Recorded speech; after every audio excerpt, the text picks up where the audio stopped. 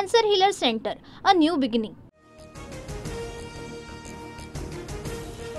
दोन मुलं असलेल्या बायकोच्या वाहनात बंदूक ठेवणारा पुरुष नाहीच, अशा फालतू माणसाबरोबर मी काम करणं अशक्य. सुप्रिया सुळेंची नाव न घेता धनंजय मुंडेंवर जहरी टीका.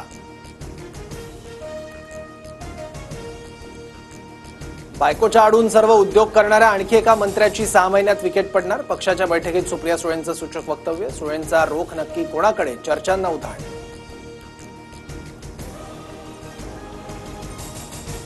ब्रह्मदेव आले तरी 5 वर्ष सरकारला कोणी धक्का लावू शकत नाही. विधानसभेत उपमुख्यमंत्री अजित पवारांचं वक्तव्य.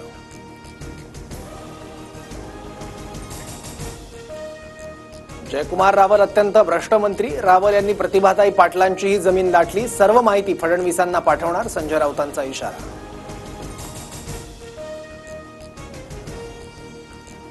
माजी आमदार अनिल गोटेंची मंत्री जयकुमार रावल यांच्या विरोधात तक्रार. रावल यांनी शासनाची 2,65,00,000 फसवणूक केल्याचा आरोप. इथे फक्त छत्रपती शिवरायांचाच महिमा मंडन होणार. औरंगजेबाचं उदात्तीकरण नाही. मात्र कबरीला पुरातत्व विभागानं 50 वर्षांपूर्वी संरक्षण दिल्यानं दुर्दैवानं सरकारलाही ते देणं अनिवार्य. मुख्यमंत्री फडणवीसांकडून स्पष्ट. औरंगजेब क्रूर शासक होता, त्याची कबर उखडून टाकण्याची मागणी योग्य. उपमुख्यमंत्री एकनाथ शिंदेंची भूमिका. औरंगजेबाचं उदात्तीकरण करणाऱ्यांना महाराष्ट्र माफ करणार नाही, शिंदेंचा हल्लाबोल. कार सेवा करून बाबरी मशीद पाडली, आता हीच पुनरावृत्तीची वेळ. समझने वाले को इशारा काफी है, मंत्री नितेश राणेंचा सूचक इशारा. औरंगाच्या थडग्यावर थुंकण्याची व्यवस्था करा, तिथलं पर्यटन वाढेल. भाजप नेते सुनील देवधर यांची फडणवीसांकडे मागणी. तर महाराष्ट्रातून औरंगजेबाचं नामोनिशाण मिटवून टाका, टी राजाही आक्रमक.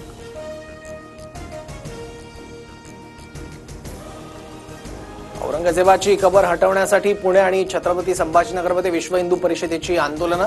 तर औरंगजेबाची प्रतिकात्मक कबर आणत कोल्हापुरात बजरंग दलही रस्त्यावर.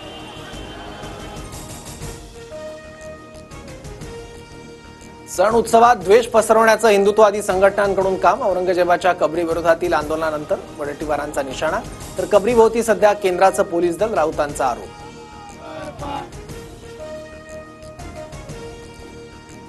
लाडकी बहीण योजनेच्या पैशांवर पतीचा डल्ला.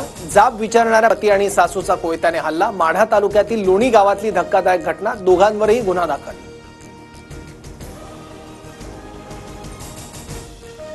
लाडकी बहीण योजना बंद होणार नाही, पण तिच्यात दुरुस्ती होणार. जाहीरनामा 5 वर्षांचा असतो, महिलांना 2100 देणार. अर्थमंत्री अजित पवार यांची स्पष्टोक्ती. प्रशांत कोरटकरच्या जामीन अर्जावर उद्या फैसला. कोरटकर काही वरिष्ठ पोलीस अधिकाऱ्यांच्या संपर्कात. मोबाईलमधला डेटाही डिलीट केला. वकील असीम सरोदे यांचा मोठा आरोप.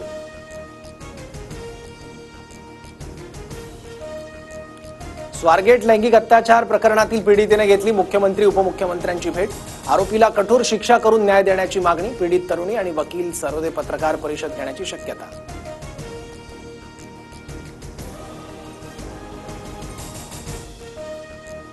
माझ्या संपूर्ण आयुष्यावर शिवचरित्राचा प्रभाव, त्यामुळे झटपट यशासाठी कुठलाही शॉर्टकट घ्यावासा वाटत नाही. राज ठाकरेंची पोस्ट.